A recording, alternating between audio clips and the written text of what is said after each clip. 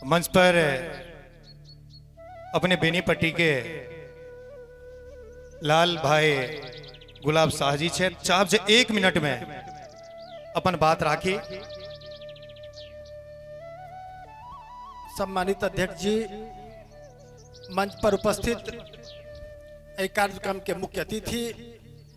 बेनीपट्टी के लाल, हम सब बहुत पहले संगे काज केने रहो भाई घनश्याम ठाकुर जी, मंच पर उपस्थित दरभंगा के सब इंस्पेक्टर, हमर सब बेनीपट्टी के निवासी मनपुर गांव के हुनकर घर छन भाई पंकज कुमार झा जी, मंच पर उपस्थित लक्ष्मी ज्वेलर्स के प्रोप्राइटर बबलू झा जी, भोला शाह जी, ऐठम उपस्थित बेनीपट्टी के बुद्धिजीवी भाई बहन लोग। आई मिथिला पेंटिंग के फैशन शो के जे आयोजन कैल गेल, आई मिथिला पेंटिंग के आई देश में नहीं विदेशों में मिथिला पेंटिंग के मांग भ रहल छे। आई बच्चा सब जे मिथिला पेंटिंग बनबै छे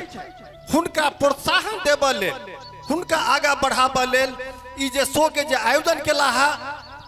बबलू झा जी के हम बहुत बहुत धन्यवाद दै छियन और भोला जी के जे एते बढ़िया कार्यक्रम